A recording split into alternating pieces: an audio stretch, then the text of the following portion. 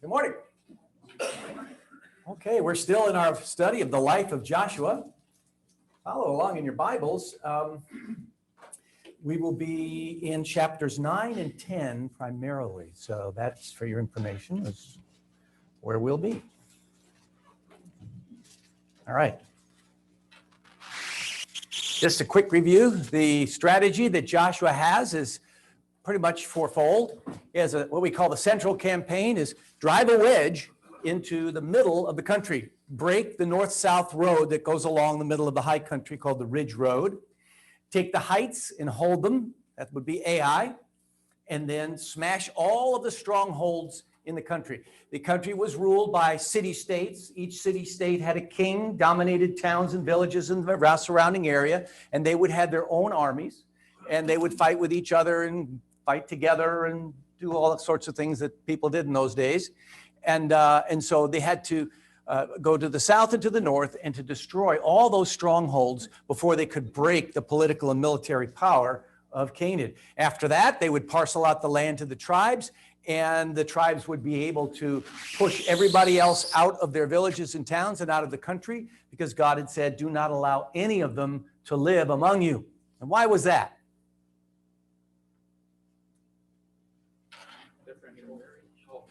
Different culture. Oh dear, okay. They like spaghetti and you like chow mein. They had other gods. Other gods. And if you look at those admonitions that God gave to them again and again and again, the reason is always that you might not follow after their gods. Because when we follow after gods that are not the true God, then we mess our lives up and we destroy the reputation of his name. So that's the plan. And somehow I got here. Okay, let's go to Joshua chapter 9, 1 and 2. Now, when all the kings west of the Jordan heard about these things, those in the hill country, in the western foothills, and along the entire coast of the Great Sea as far as Lebanon, the kings of the Hittites, Amorites, Canaanites, Perizzites, Hivites, and Jebusites, they came together to make war against Joshua and Israel. There's a lot of kings. And now they got the message. They understand what's going on. Remember, he's come off a big victory. Of course, there was the victory at Jericho. Then he came up to pass. There was 2 assaults on Ai, and that was another great victory. And then when that was over, while all this was going on, the Mediterranean coast, the foothills to the west, the hill country, all of the kings of the city-states and their armies were desperately trying to figure out how can we get together in spite of all of our differences and our prior enmity and attack this man who is beginning to destroy our land. They were not ignorant of what was planned for them. They knew exactly what was going on. So Joshua comes up the pass, he finishes the central campaign and decides to take a break. We talked about that last week. And he moves the entire nation. Now we're talking of, let's see, the Reubenites and the Gadites were on the eastern side of the Jordan. They were allowed to stay there. So maybe we're close to 1 million people. About half of that was the army. And he breaks camp and takes them all the way up here. Some people say just representatives, but it says they're women, they're children. The foreigners among them, their servants, they're all in the caravan. And it's not like they couldn't do that. They've been doing it for 40 years, right? So they packed up and they went up the pass to Ai and up the road in the central ridge. And then they read the promises and the curses from the law from Mount Gerizim and Mount Ebal. Where'd they go after that? Well, it says they're back in Gilgal, because at Gilgal, that was Joshua's headquarters. But you know, it seems like that was a huge logistical move, and it doesn't make a lot of sense to me that they should return all the way back down to the Jordan Valley. I mean, that's 1,400 feet below sea level, and this area is anywhere from 1,400 above to 3,000 feet above sea level. So, I mean, it'd be a huge climb every time they were to come into the country. Where did they go? Well, there's a number of passages in the Bible that indicate that they were at a place rather centrally located. I'm not going to go through them with you. Wish we had time, but this is a good piece of homework. Take these 3 passages and read them and see if you can figure out why Gilgal is not down here anymore. Remember, always study the Bible with a calculator and a map. Those are very important. Okay, so it turns out, lo and behold, that there is an archaeological site located right here, west southwest of Shiloh, and we'll call that Gilgal 2.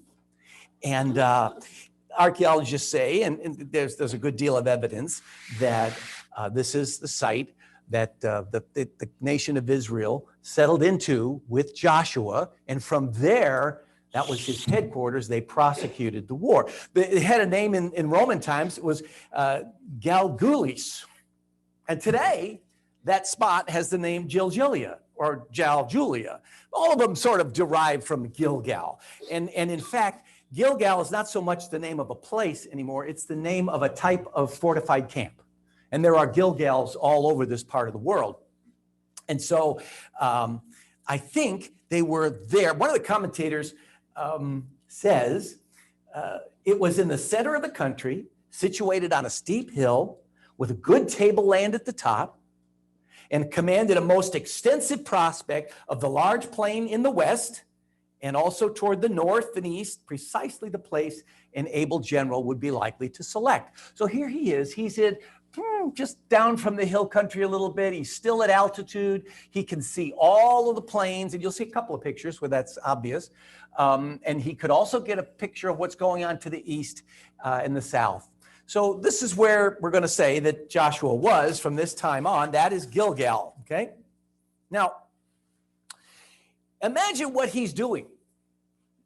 We just gloss over this stuff, but think about it for a minute. This guy is the head of state. He is the chief of defense or the chief of the army. He has got a battle that is brewing, a huge battle that he's got to figure out, how am I going to deal with this? He's running a country. He's got a city of a million people. Where are we going to put the sewage? How are we going to get water? Where are we going to dump the garbage? How do we stop the fights that go on in the streets? On and on. And then he's got to do conscription. We need to conscript soldiers from the youth of the country. We've got to train them. We have a training program. And I imagine there were phalanxes marching up and down and all kinds of chaos going on. And he's being assailed by everybody to solve his problems. And then at the same time, he's trying to make war plans. What about logistics? All right, where are we going to go first? What cities are we going to attack? And God hasn't told him how to do it. God has just sort of said, go take the land and I'll be with you. So he's working on this for all he's worth, trying to figure out what's going on. So he's a very, very busy man. He's as busy as any president or any general in the middle of a war. And lo and behold, along comes this delegation of people, probably with camels, a small caravan, and they come into the city. Let's read Joshua chapter 9, verses 3-6. However, when the people of Gibeon heard what Joshua had done to Jericho and Ai, they resorted to a ruse. They went as a delegation whose donkeys were loaded with worn-out sacks and old wineskins, cracked and mended. The men put worn and patched sandals on their feet and wore old clothes. All the bread of their food supply was dry and moldy. Then they went to Joshua in the camp at Gilgal and said to him and the men of Israel, "We have come from a very distant country. Make a treaty with us." Now, fact is, they were from Gibeon. This is Gibeon right here. Gibeon isn't 15 miles south of where Joshua was headquartered with the whole nation of Israel. Why in the world would they be doing this? Why would they pretend to be from a far country? What's the point? They knew they were doomed. They knew they were doomed? How'd they know that? Well, God and Joshua just miraculously took Jericho and Ai, and they're probably next. Well, that's probably true. But then why walk into the devil's lair and get killed? Because after all, they're Gibeonites and they walk in there, but they're disguised, right? They're disguised. Yeah. But they could set the narrative. They could basically say, we're not worth really conquering, and just Good point. leave us alone. Mara. Perhaps they knew that a stranger, an alien, was going to be embraced and taken care of when they went in there. I don't know. Maybe they're just spying. Spies? They probably were. Tony. Well, by saying that they're from a far country, that means they're not included in the land that God has given. That's right. And, That's kind and of that what I they're meant. supposed to be destroyed. So they're asking them to make a covenant with them, thinking that they're not the people that we're gonna kill anyway. So, in fact, they're right next door. You're absolutely right. The answer is found in Deuteronomy 20, and I'm sure they knew this, okay? In Deuteronomy 20, beginning in verse 10, God talks about the general sacking of cities, those cities that they were to conquer. And remember that in those days, they were on the eastern side of the Jordan, which is not part of Canaan proper. And it says, when you march up to attack a city, make its people an offer of peace.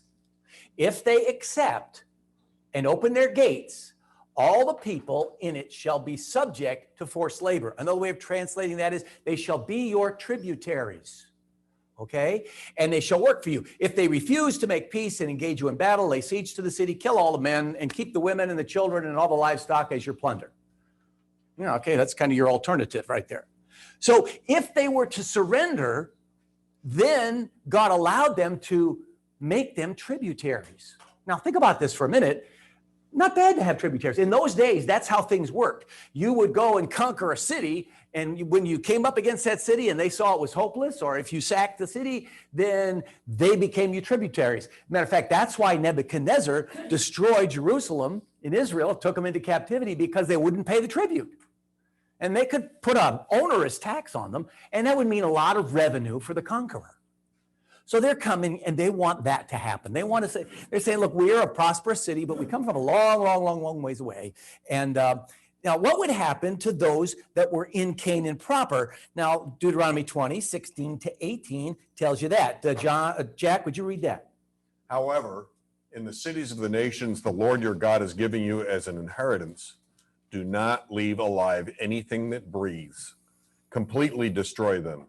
The Hittites, Amorites, Canaanites, Perizzites, Hivites, and Jebusites, as the Lord your God has commanded you. Otherwise, they will teach you to follow all the detestable things they do in worshiping their gods, and you will sin against the Lord your God. Again, notice that the motivation is all about divine worship, right? It's all about the importance of who is your God. That's why that's the first few commandments in the 10 Commandments. Anyway, so you got this delegation, they're in. Joshua knows the rules. I don't think Joshua was terribly involved.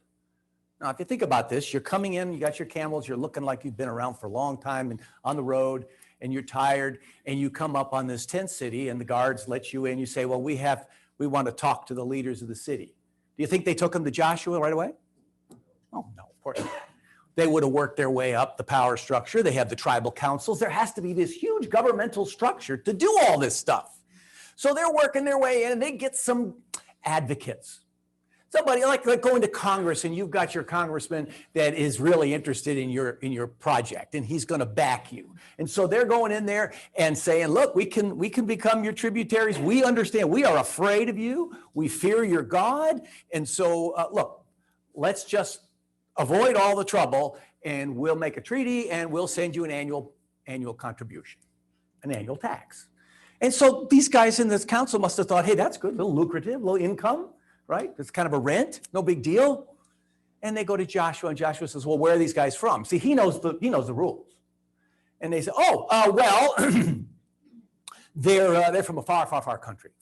How do you know that? Joshua says, oh, well, we checked it out. He says, okay. They offer some evidence. Chapter 9, verses 9 to 13, Jack.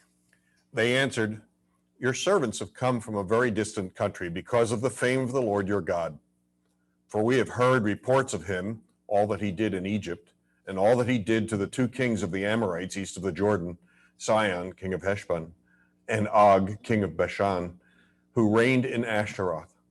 And our elders and all those living in our country said to us, take provisions for your journey, go and meet them, and say to them, we are your servants, make a treaty with us. This bread of ours was warm when we packed it at home on the day we left to come to you, but now see how dry and moldy it is? And these wineskins that we filled were new, but see how cracked they are? And our clothes and sandals are worn out by the very long journey. Now, put yourself in their shoes. First of all, do you blame them? No. I mean, their lives were at stake. I mean, the life of their whole cities. Actually, there's 4 towns, but Gibeon's the major city, and they're at risk. In fact, they're standing there and know if they are found out, there's going to be a knife put to their throat right now. Teresa. Okay, they did not know about God, so they didn't know his rules from Deuteronomy. I think they did. I think they did. All the Canaanites, to think that they don't have spies that are in the camp would be, I think, naive. That's how things were done. I mean, we think that we have so much intelligence gathering capability today. Go back in history. The stories of spycraft, it goes back as far as mankind. I am certain that they had people who were specialists in what Israel was up to, and they had a lot of people feeding them information. So I think they knew. And they knew this was their only option. And so these guys are sitting there, they're scared, and they say, well, look at our food, look at our wineskins, look at our shoes. I mean, we've been on the road a long time. And listen, we were motivated by what we saw your God do. They gave credit for all the great and mighty deeds that God had done. But did you notice they missed 2? Actually 3. They missed the crossing of the Jordan. They missed the fall of Jericho. And they missed the fall of Ai. They did that intentionally because they didn't want to make it appear that they knew what was going on now. They only knew what had filtered up to them a long time ago. So they cleverly left that out. Now, so far, so good. But here's the kicker. Joshua chapter 9, 14 and 15. Let's move a little further. Jack? The men of Israel sampled their provisions, but did not inquire of the Lord. Then Joshua made a treaty of peace with them to let them live, and the leaders of the assembly ratified it by oath. Okay. So they could have checked with the Lord. One of the things Moses left them to do was to say, look, when you have a question to bring before the Lord, go to the priest. He has the Urim and the Thummim. What are the Urim and the Thummim? Well, the Mormons will tell you it's spectacles that Joseph Smith used. It's not, but it was some form, we don't know, but some form of casting lots. And that God had authorized the priests to do this, and it would be a way through which he would speak to them. Well, they didn't do that, did they? Didn't go there. And then this was done. I really think this was done in the council. This was part of Congress. The Senate and the House were getting together on this thing, and they decided to go do it. And I think Joshua basically said, yeah, I get it. And check out where they're from. You say you've checked it out. Go ahead, bring me the paperwork. I'll sign it. I got things to do. Right? I mean, imagine that. Put yourself in his shoes.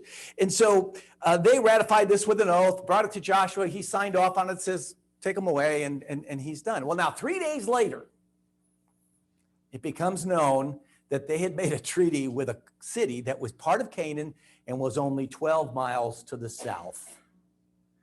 That made everybody mad. And you wonder why. Let's look at what it says here, 17 to 21, Jack. So the Israelites set out, and on the 3rd day came to their cities, Gibeon, Kephirah, Beeroth, and Kiriath Jearim. But the Israelites did not attack them, because the leaders of the assembly had sworn an oath to them by the Lord, the God of Israel.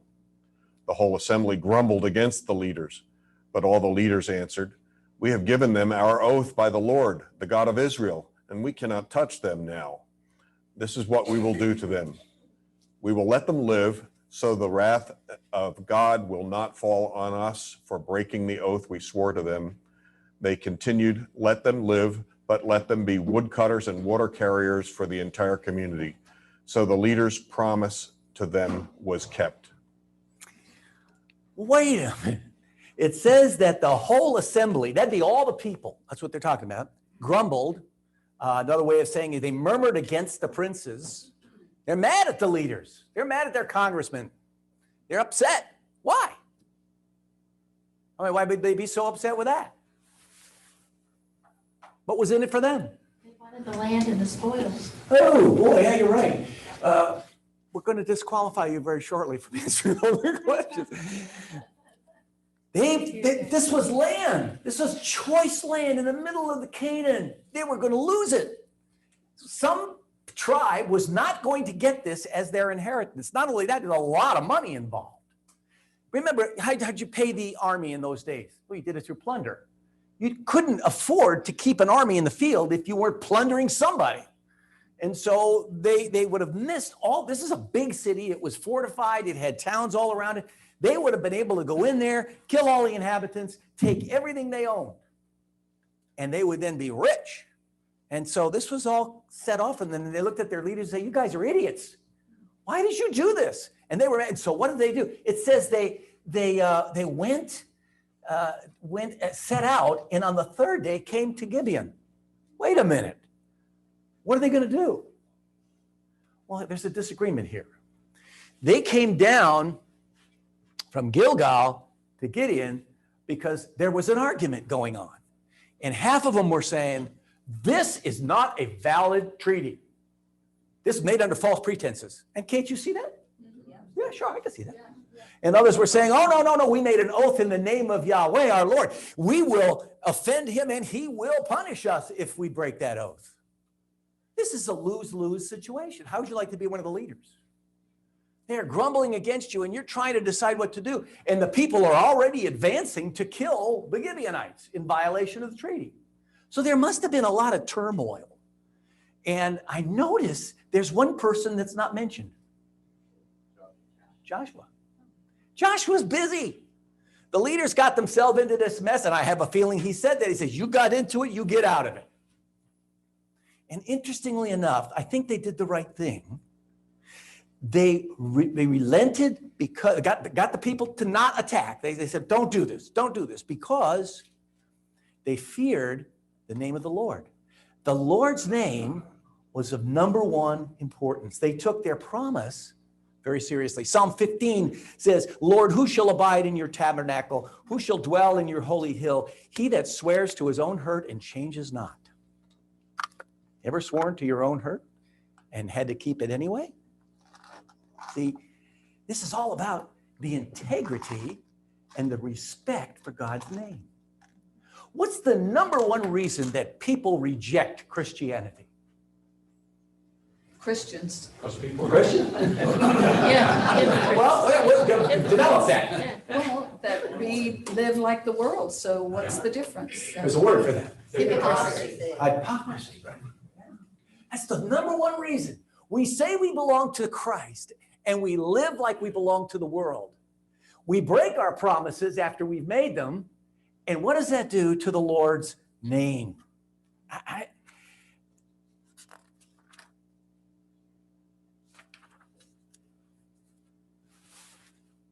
When we do evil, or when we see evil done, why does it bother us? For example, how many have listened to Ravi Zacharias' messages? How many read his books? Okay, good. Wonderful man.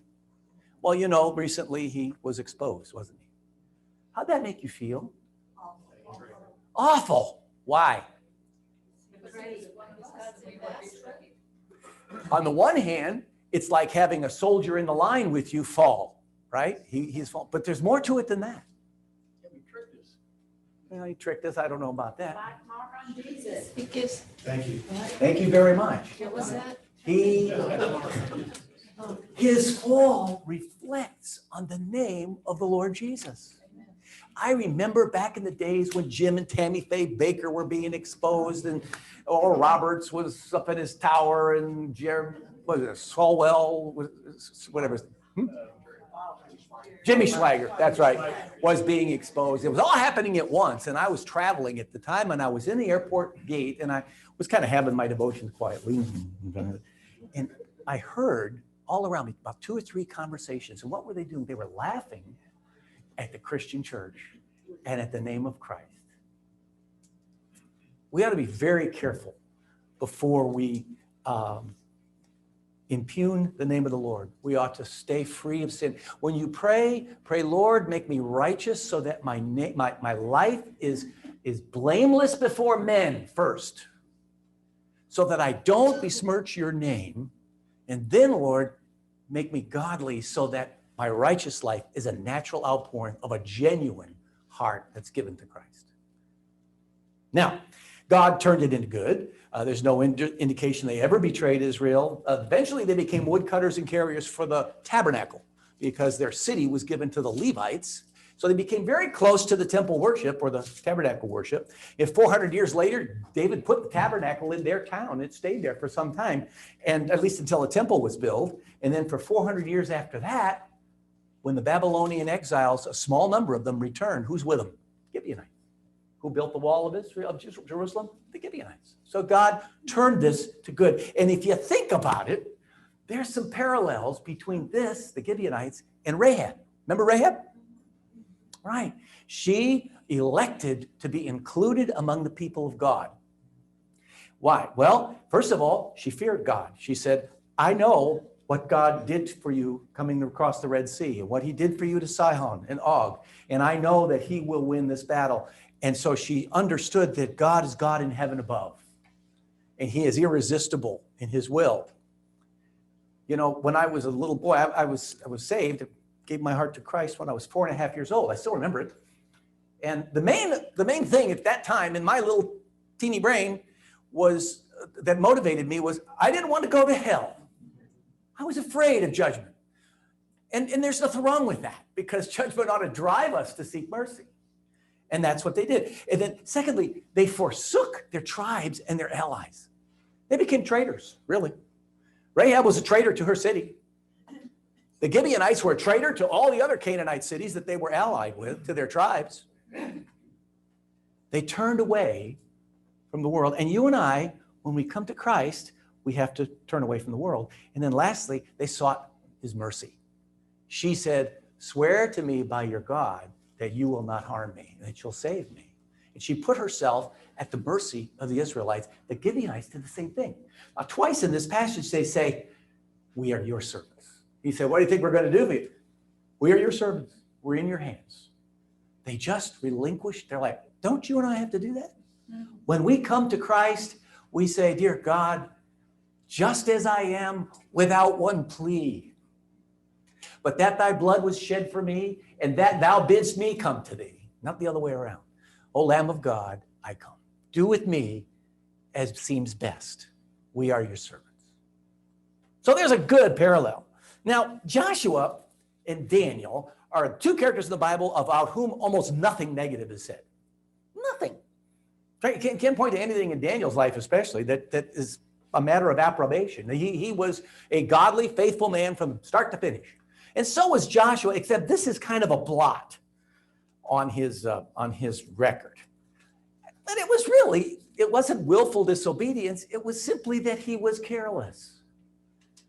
He said, this is small ball. There are some things that are small enough we don't need to talk to God about it, right? And I think there's some lessons in this. First of all, the New Testament tells us pray without ceasing. I went to Africa in 1967 when my parents, we visited missionaries all around. And at that time, Rhodesia, Zimbabwe was called Rhodesia. It was a colonial possession of Britain. And we were in Salisbury with an old missionary from Norway who was named Norman Everswick. And Norman Everswick was famous. He was a skinny little guy, but he was famous for his courage. He would, in those days, lions would actually kill people. Okay, I mean, it was a tough time. He and his wife, when they went there in the 1940s, their home was 3 walls and a fire. And now they're relatively prosperous. They were working in the city called Salisbury, and he would take us from one ministry to another, from an orphanage to a food kitchen to whatever. And I'll never forget this. He'd be talking to us, you know, in his stream of consciousness conversation, and then he would pull the car into the parking spot, and without skipping a beat, he would thank God that we had come safely to this point, and he would ask him to be with us in whatever we were about to do, and then without skipping a beat, he would go back to our conversation. That's what it means to pray without ceasing. I once asked people about that in this class, and I believe it was your mom, Jean. And I said, well, how often a day do you pray? And some people said 3 times a day, 1 time a day, morning, evening. And Jean says, all day. Mm-hmm. There ought to be that thread that's going on in our mind, that conversation with God. One commentator writes, prayer should be the golden thread which binds our whole life together, consecrating every act and thought of it silently, secretly to God's service. Only he who has attained it can be truly said to walk with God. I think it's true. That's what it means to walk with God and to avoid the messes like the one these guys got themselves in. Second thing is, be careful what you promise.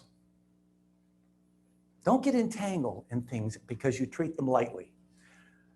What can you think about situations that might get you entangled? How about well, we're going to go partners on this thing. Good investment. We're going to buy this business and we're going to operate it together. Can you get entangled and get in trouble that way? Yeah, you can. Sure. What about a marriage? We take marriage very lightly today. It's not a solemn covenant that means that much. It's more about the flowers and the dress and the location and the beautiful pictures that we get out of it. And you know, because of easy divorce, it really isn't that big a deal. We'll just get married because we kind of like each other. We want to, you know, it's that thing. Remember the movie Sabrina? The guy says, "Yeah, it's that thing where you hang out together, you help each other with the buttons in the hard to reach places. You know, that stuff." Really. We can go into marriage lightly, can't we? And create ourselves a lot of heartache. Church membership might be another one. But the third thing to remember is keep your promise when it's made. You bear the name of Christ.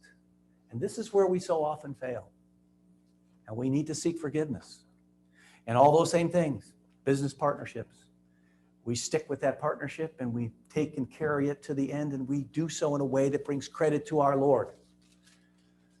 Church membership, we have to live with difficult people. You're not all saints, and you're not all easy to get along with, and we neither am I. And so we need to learn to keep our promise, our commitment to one another. In marriage, that is the toughest one of all. And I have had experiences more than once where some guy will tell me, "You just don't know this woman. I cannot live with, you don't know what I'm going through." I said, "I don't need to know what you're going through. You got here by your own choice. You made a covenant promise. Now keep it." That's what God would have you do. So, enough said. I suppose we're meddling all day. All right, let's go down further. Joshua is back in Gilgal up there, okay? And he's busy. All the things we were talking about before, he's just up to his ears in war planning and so on and so forth. But now whatever Joshua's war plans were, they just got knocked into the garbage by something that happened to the south. And you know what? It's these same Gibeonites that got him into trouble. Chapter 10, verses 1-4. Now Adonai-Zedek, king of Jerusalem, heard that Joshua had taken Ai and totally destroyed it, doing to Ai and its king as he had done to Jericho and its king, and that the people of Gibeon had made a treaty of peace with Israel and were living near them. He and his people were very much alarmed at this, because Gibeon was an important city, like one of the royal cities.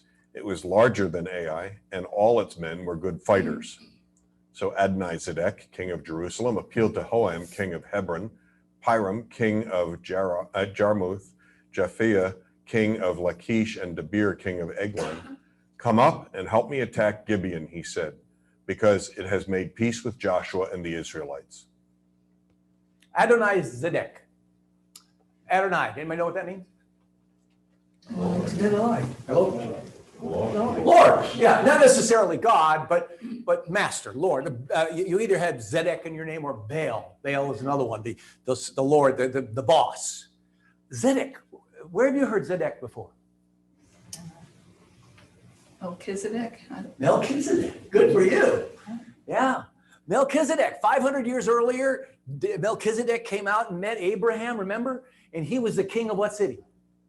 Salem. Salem, which became Jerusalem, right? So Adonai-Zedek is the king of Jerusalem. He's up there in that fortress, and very interesting. The threat to him is Joshua up in Gilgal, right?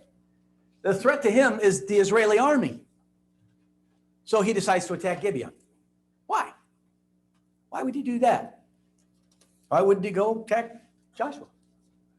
Couldn't beat Joshua. Well, there you go.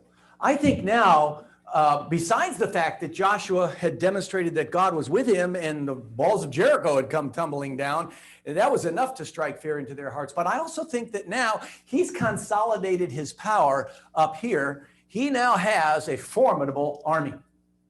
And I think these guys were not quite ready to go after him, particularly because they don't know what God will do for him. So they're afraid. But secondly, I think they want to gain back the military support of Gibeon, right? After all, they are good fighters. It's a big city. It's got a lot of money. And they're really mad at those guys. And they certainly want to deny that capability to be given to Joshua. But the most important thing, I think, is they wanted to punish Gibeon. I think much of that's going on today. There are people who believe that much of the unsettledness in the Middle East is proxy wars between Russia and the United States. And I think that was a proxy war between the established authorities in Canaan and Joshua. A proxy war meaning they were going to come against Gibeon as the middleman, the proxy war. Maybe. That's a possibility. Well, I think all of those things sort of fit into there, but I think there's something even more pressing, and I think it's instructive for us. They were going to punish Gibeon. There's a French phrase that says, pour encourager les autres, means to encourage the others. They didn't want anybody else defecting to the other side, right? And so you go up and you punish them. Now, does that ever happen in your experience when somebody comes to Christ? How many here came to Christ as adults and lost their friends? Anybody? Yeah. Yeah, Tony? Yeah, sure. That's true. How many have seen things go from bad to worse? And wait a minute, I thought becoming a Christian was kind of a good therapy to make my life come together. That would fix my marriage and bless my business and make me wealthy and healthy. And what do you mean? I gave my life to Christ and everything's fallen apart. You ever heard that? Sure. Satan does not give up his own easily.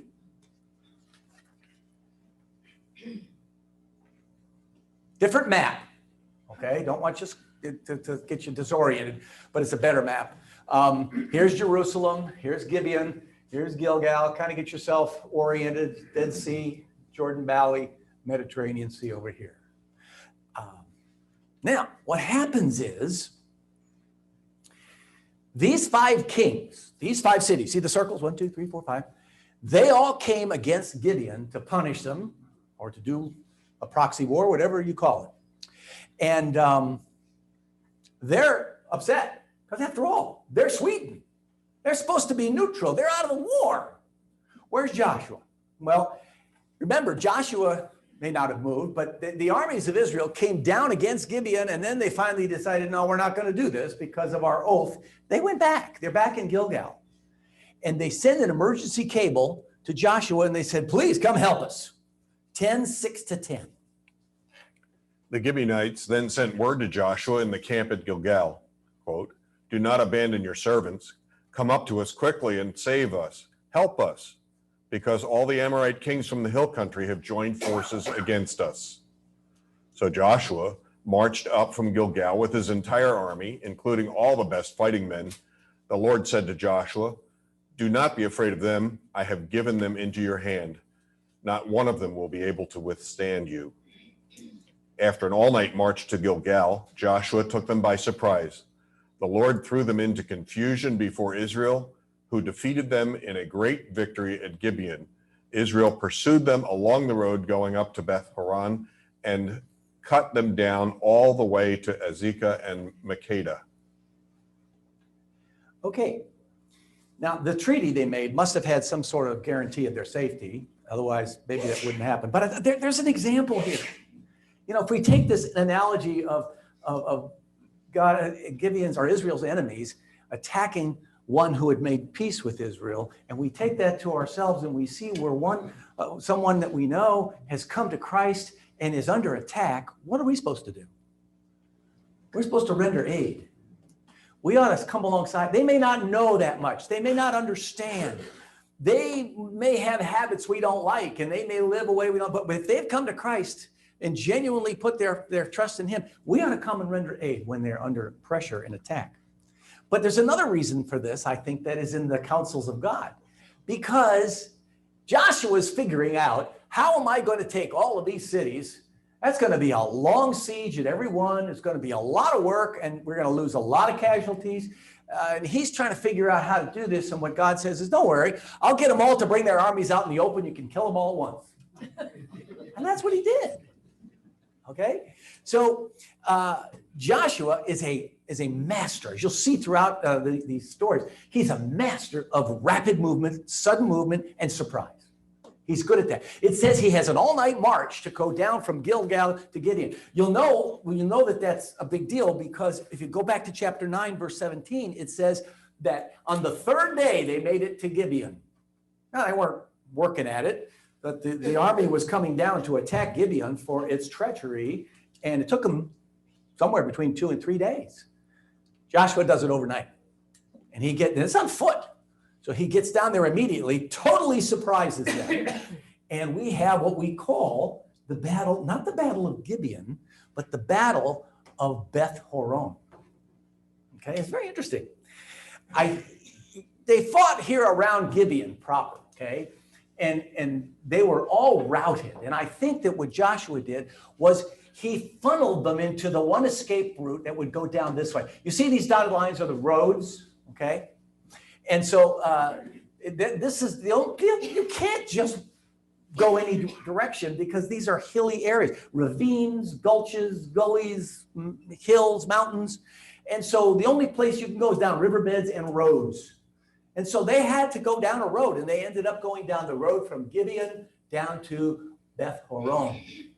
Now here, the thing about Beth Horon is, and you can see it today, is 2 parts: Upper Beth Horon and Lower Beth Horon.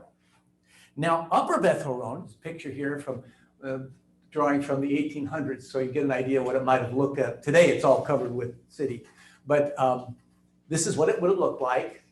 And it's just, the road goes up the hill through a pass. It's extremely difficult, so it would have been very tough going. But then once you get to the top, the cliff on the other side is so steep that today there are actually stairs carved into the stone to make you get down there. Now, I want you just to imagine the slaughter, because by funneling them down that road, there was a cork in the end of that, wasn't there? They would have, people are running, they're on foot, they're throwing aside their weapons, they're being slaughtered from behind, and they're running for all their worth. They're terrified, and they're trying to make it up the pass. They get over the top of Beth Horon, and they're looking down at this cliff, and this doesn't matter. They still got to make it down. And so many of them are slipping and falling and dying, and they're trampling one another. It's a terrible, terrible slaughter. So we call that the Battle of Beth Horon. Tremendous slaughter, but that's not the end of it. Let's read verse 11, Jack. As they fled before Israel on the road down from Beth Horon to Azekah, the Lord hurled large hailstones down on them from the sky, and more of them died from the hailstones than were killed by the swords of the Israelites. On this road, they were pretty well contained, and Israel could go ahead and conduct their slaughter of the fleeing fugitives. But once they got down out of the hills, they would have been on the roads in the foothills, or what they call the Shephelah, much broader, and would have been easy to kind of spread out and run in every direction. And so God gives them a little help. You see, they're coming down this road past Ayalon, all the way down past Yarmouth, Azekah, and they're going to go all the way down here to Makkedah. And all along this road, God sent hailstones. It didn't matter that they were scattered out. The hailstones fell everywhere. And I think that what they did, since Israel was following them, Israel wouldn't want to be under the hailstones, would they? So God put the storms above the armies that were fleeing, and they either died or they slowed down and allowed Israel to catch up to them. And so the slaughter was huge. Yeah. And all the armies that had taken the field were virtually destroyed by this. Now, this is the day that the sun stood still. Chapter 10, verses 12 to 14. On the day the Lord gave the Amorites over to Israel, Joshua said to the Lord in the presence of Israel, O sun, Stand still over Gibeon, O moon over the valley of Ajalon. So the sun stood still and the moon stopped, till the nation avenged itself on its enemies, as it is written in the book of Jashar. Now, that poem that you hear, "O sun, stand still, O moon over the valley of Ajalon," is apparently copied from a victory poem, but it does state that the sun stood still for a whole day. In other words, it didn't go down that quickly. And there's a lot of criticism of that. The world doesn't have any place for that. Well, you can't do that because you would have to stop the rotation of the earth, and that would then cause the earth to break up and have huge earthquakes, and we would literally be destroyed. And you say, no, you misunderstand something. You're relying on the laws of physics. You see, there's a God who brought the entire material world that you believe in into existence, and he set the laws of physics in place, and he sustains them in existence. He can do whatever he wants. He can suspend the laws of physics. Why do you have such a problem with that? I think if once you believe the first verse in the Bible, in the beginning God created, the rest is not a problem. Having the sun stand still, at least from the standpoint of human beings, is certainly something that can be done. Now, if you go to verse 15, it seems to end. It says Joshua returned all the Israel to the camp at Gilgal, but it's going to go on to the Amorites killed, and it's going to tell another tale. And so from 16 to the end of the chapter, we have a retelling of this thing. And I don't know whether it was written and by someone different and appended to the original account, but they didn't try to harmonize it, bring it together, but it's pretty obvious what's been done. It says, now the 5 kings of these cities fled. They left their armies. You know, they're not going to die with their armies. So they probably had horses or camels, and they were able to outrun everybody. And they came down to Makkedah while this was all going on. They got out of Dodge. And I have a feeling that Joshua, who was no dummy, he was sending out detachments to prevent them from making it to any of the fortified cities where they would be safe. And one detachment was assigned to follow these kings who were fleeing. And sure enough, they got to Makkedah, and they found that they're holed up in a cave. And so kind of like Saddam Hussein, you remember when the guy lifted the lid on the little Brady hole, and there's old Saddam Hussein and the guy with an M16, and he says, do you know I am Saddam Hussein, premier of Iraq? And he says, well, George Bush sends you greetings. You see, the head of state is to be opposed by the head of state. And so these guys didn't kill these guys, which you might have thought. They said, no, that's the job of the king. That's the job of the number one man. So they call for Joshua and say, you want to come down here and behead these guys, execute them yourself. Because that's how you did it. The conqueror would always execute the head guy of the people he conquered. So I want to jump over that very briefly. It's verses 16 to 27. We're going to come back to it in a minute. And but I want to just jump over it. And this particular event divides the account into 2 pieces. One is how from the battle at Gibeon and Beth Horon, the whole army, all the armies were decimated and slaughtered. Then after that, all of the cities were destroyed. And in between, there is this episode with the kings that are hidden in the cave, okay? So let's just go talk about what happens after the kings are executed. The slaughter is done. Everybody done all they could do. A few stragglers make it to some fortified cities, but the job is done, and Joshua ends up down here at Makkedah. Then the thing with the kings is done, and then they're going to go out and they're going to reduce all the cities. So verses 28 to 29, chapter 10. That day Joshua took Makkedah. He put the city and its king to the sword and totally destroyed everyone in it. He left no survivors. And he did to the king of Makkedah as he had done to the king of Jericho. Then Joshua and all Israel with him moved on from Makkedah to Libnah and attacked it. All right. So what happens, I'm not reading the whole thing. You're welcome to keep reading, but it talks about all the cities, and the pattern's exactly the same. He did to them what he did to Jericho.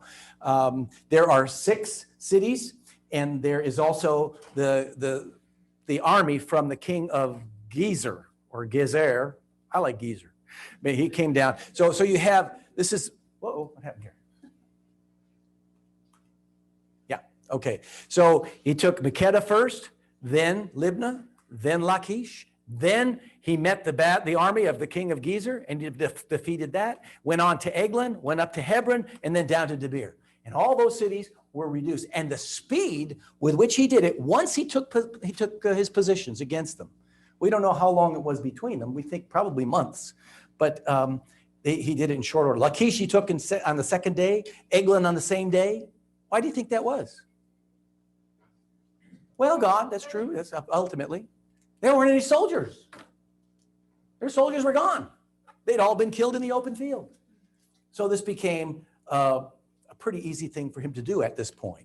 And there may be other cities and towns that he reduced at this point, but it gives you the final statement of what he did in chapter 10, verse 40. Jack? So Joshua subdued the whole region, including the hill country, the Negev, the western foothills, and the mountain slopes, together with all their kings. He left no survivors. He totally destroyed all who breathed, just as the Lord, the God of Israel, had commanded. Now there's three areas, just so you know what they are. The Negev speaks to the south down here. It's not strictly desert, but there isn't much more there. It's grassland, especially at this time of history. It's flat, it's all grassland. So the Negev was one area. The western foothills, that's called the Shephelah, and that's this area right in here. Okay, he took all of the foothills, and he also took the hill country. What do you notice is left out? This area over here. You know who lives there? The Philistines. That's right. And who finally ended up fighting the Philistines? Saul and David. Right. David was the one that finally reduced them to subservience. So a long time, 400 years later, they left out the Philistines. Also, you'll notice Jerusalem is not taken at this point. It's going to be taken in the first chapter of Judges. But then again, David had to take it again, didn't he? And that tells you a pattern that happened constantly. Although all the power of the Canaanites had been broken, the big armies are gone, the kings are dead, the major cities have been overthrown, now it's up to the tribes. And Joshua is going to give the tribes their inheritance in the land, and it is their job to go down and police the rest of it. And they're reluctant to do so. They just don't like the idea of fighting anymore. They would prefer personal peace and affluence. Ooh, does that ring a bell? Yeah, personal peace and affluence. And so consequently, many of these cities were reoccupied and they had to be retaken. Some of them never were. And they were a snare to the Israelites from then. Now, I want to get back real quick and finish up with the 5 kings, because that's kind of an interesting story. Let's go back. These kings were the ones that originally started the whole mess. And they fled all the way down to Makkedah, right here. And that's where they holed up in a cave. And Joshua said, fine, we're not done here. We're just going to go ahead and we're going to cover it up with rocks and we'll get back to you. So put them away, put them in prison. And then once all the cleanup was done, all these battles were done before they started taking the cities and they finished cleaning up the armies, he brings them out. He brings them out of the cave, all 5 of them. And we read that 22 and 26, real quick. Joshua said, open the mouth of the cave and bring those 5 kings out to me. So they brought the 5 kings out of the cave, the kings of Jerusalem, Hebron, Jarmuth, Lachish, and Eglon.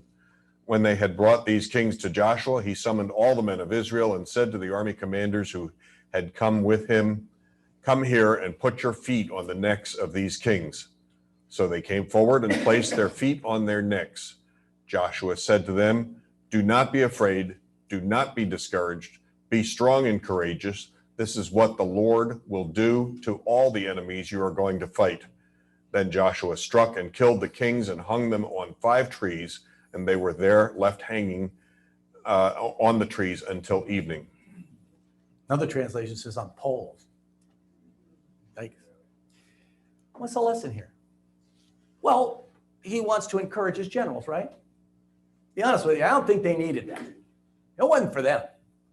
They had watched Jericho's walls crumble. They had seen what happened at Ai. They had watched this incredible battle of Beth Horon, and God was obviously with them. He's pushing hailstones down on their enemies. The sun stands still. They didn't need to know that the Lord God of Israel was invincible. They knew that. I think Joshua did this for you and me. We live in a time when it seems like the enemies of Christ are ascendant. Don't we? The enemies of Israel are ascendant. If you're into politics that much and you look what's happening in Israel, they're being increasingly surrounded more and more and more, and the whole world is seeing a huge rise of anti-Semitism. And throughout all history, Satan's kingdom has opposed the work of God no matter where it was. I mean, when Jesus went out to be tempted, Satan offered to give him all the kingdoms of the world. That was not an idle boast. He had them to give. Satan owns them. But God takes a very dim view of man's power. Psalm 2, David says a little bit about that. He says, why do the nations conspire and the peoples plot in vain? The kings of the earth rise up and the rulers band together against the Lord and against his anointed, saying, let us break their chains and throw off their shackles. Does that sound like today? We throw away the Bible. We take the 10 Commandments out of our schools. We want to throw off the moral restraints that God has put on us. We're sick and tired of all that puritanical stuff. Don't tell me what to do. Challenge authority. The one enthroned in heaven laughs, and the Lord scoffs at them. He rebukes them in his anger and terrifies them in his wrath, saying, I have installed my king on Zion, my holy hill. You know, the church, the gospel has spread since the first century under the very noses of those who hate God. Even today, do you know where the fastest growing Christian church is? Iran. In Iran. Can you believe that? That's amazing. The story of the 20th century, the great untold story, is the enormous expanse of the gospel in the southern hemisphere. Latin America, Africa, and parts of Asia. God's army is irresistible because he is with them. He may not take, like in this case, the form of political and military power, but there's coming a day when it will. That's right. When God raises his right arm to bring an end to this age, he will say, he will rebuke them in his anger, terrify them in his wrath, till they say, let the hills fall on us. Remember that? Saying, I have installed my king on Zion, my holy mountain. May I point out that the word that is operative is mine. You think that you run this world. I'm going to put my king on Zion, my mountain. And there is nothing you can do about it. Elvin. Just 2 weeks ago, an editorial in one of the LA papers was, it's time to get rid of God. Well, we've all lived through the God is dead movement too. God will do what he intends to do. And the good thing is to know that he intends good for you and me. If you belong to him, this world can go to hell in a handcart, but he has you in his arms. And you can be certain that one day he will put your foot on the necks of his enemies. And he will glorify his name, because his name is first. All through the Bible, it talks about the name of the Lord, the name. John 1:12, to as many as received him, to them gave he power to become the sons of God, even to them that believe on his name.